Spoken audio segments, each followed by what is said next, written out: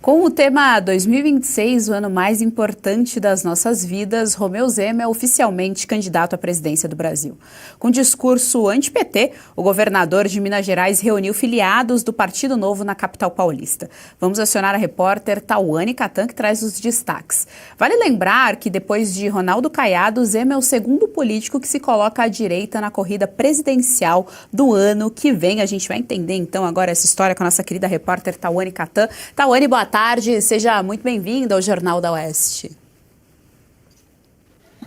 Olá, Geise, muito boa tarde a quem nos acompanha já nessa segunda-feira aqui no Jornal do Oeste, semana começando, e nesse fim de semana, mais precisamente no sábado aqui na capital paulista, teve oficialização da pré-candidatura à presidência da República pelo governador de Minas Gerais, Romeu Zema, que esteve na convenção do Partido Novo, a qual ele é filiado, junto de apoiadores, deputados, parlamentares que estiveram ali também.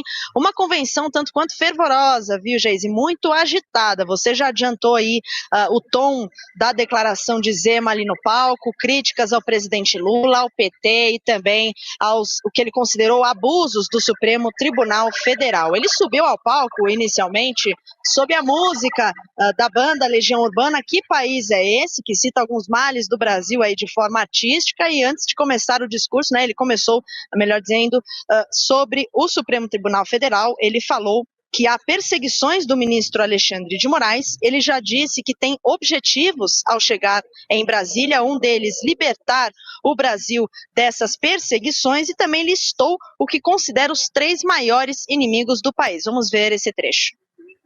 Vamos chegar a Brasília para varrer o PT do mapa. Vamos chegar a Brasília para acabar com os abusos e perseguições do Alexandre de Moraes.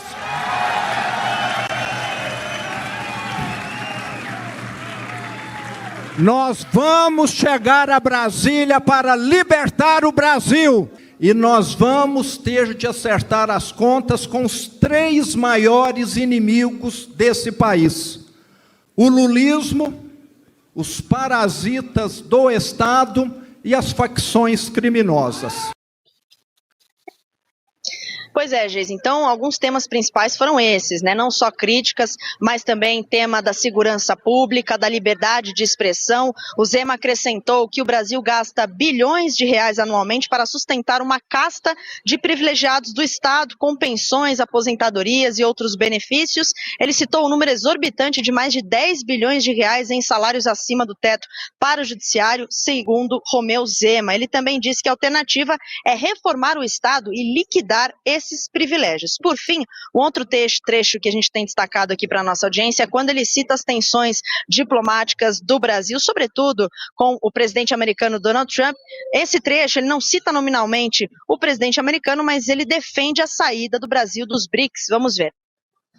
A visão petista de que gasto é vida é uma idiotice sem tamanho, assim como a aproximação do Brasil de regimes autoritários e de nações que se opõem aos nossos valores ocidentais. Sai do BRICS, Brasil!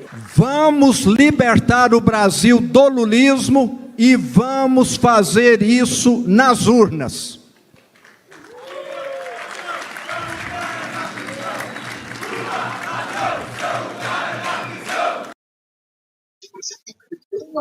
Pois é, Geise, e além de Zema, alguns parlamentares também discursaram. O deputado federal Marcel Van Hatten, que também é do Novo, falou em liberdade de expressão.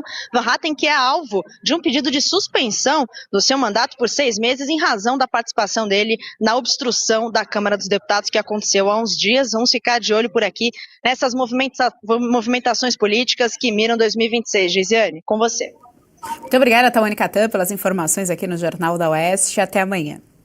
Josi, tá aí a fala do Zema, ele fala que vai varrer o PT do mapa, mas também se posicionou ali em relação ao STF. A gente sabe que é o tema das eleições de 2026, é o STF, é o Alexandre de Moraes, tendo em vista todos os abusos de autoridade, abusos, claro, sempre com eufemismo aqui para nossa audiência, abusos de autoridades, mas a famosa ditadura do toque que é imposta todos os dias aqui à nossa população. Pois é, Geise, Eu acho importante, eu gosto sempre de dizer, né, eu não sou analista política, eu gosto de trazer fatos quando se trata de economia, mas em relação a essa candidatura do Zema, e claro, não tem como negar que tudo isso que ele falou é o que o Brasil precisa, faz total sentido, a gente sabe que nesse quesito de campanha, os slogans, né, essas defesas, elas são importantes, elas traçam a identidade dessa candidatura. Eu acho que também há ali um posicionamento, um fortalecimento do próprio partido de Zema, e que tudo isso é válido. Agora sim, eu também não posso deixar de mencionar sobre o risco que é em relação ao ano de 2026, né? Dado que a gente não tem um cenário nem do lado de Lula, de sucessor do PT, e aqui agora a gente tem, né, demorou, e agora a gente tem o primeiro candidato lançado. E eu quero aqui lembrar que ainda tem muito jogo, ainda tem muita dança política nos próximos meses em relação aos possíveis verdadeiros candidatos, tá? E eu não tô nem falando de segundo turno, tô falando antecipadamente. Por que eu falo isso? Eu falo do risco realmente de potência política, capital político, recurso político. Isso leva muito à questão da popularidade, de vencer o petismo, tá? A gente sabe que o Brasil sempre foi, né, teve essa questão de polarização, principalmente nos últimos 2 anos, e isso me preocupa muito porque em 2022 a gente viu o que aconteceu em relação a alternativas de terceira via. Quero lembrar também que naquela época o Partido Novo se posicionou a favor de Bolsonaro, apoiou o Bolsonaro no segundo turno, tá? E eu não duvido que eles façam o mesmo caso ocorra isso em 2026. Fato é que, para finalizar, eu acho que é muito importante ter esses movimentos, ter esse posicionamento. O Zema é um ótimo governador, ele tem conseguido resultados, tá? Não estou falando da pessoa, sim dos resultados que ele tem conseguido. Eu acho que ele tem muito que agregar a essa questão política de defesa, de minimizar, reduzir o Estado, tá? Isso só tem a colaborar com essa força que a gente já precisa criar desde agora para combater toda a ideologia, a corrupção, as ilegalidades, isso que ele citou sobre os gastos públicos. Realmente, gente, sem isso, a gente não vai sair do lugar. Como eu repito aqui quase todas as minhas falas, o Brasil está retrocedendo, está empobrecendo, está diminuindo, não cresce há praticamente 40 anos se a gente colocar ali no sentido de PIB per capita e produtividade. Nossa produtividade está aumentando só porque teve o boom de nascimentos na década de 1990, e esse boom de natalidade a gente sabe que está decaindo drasticamente.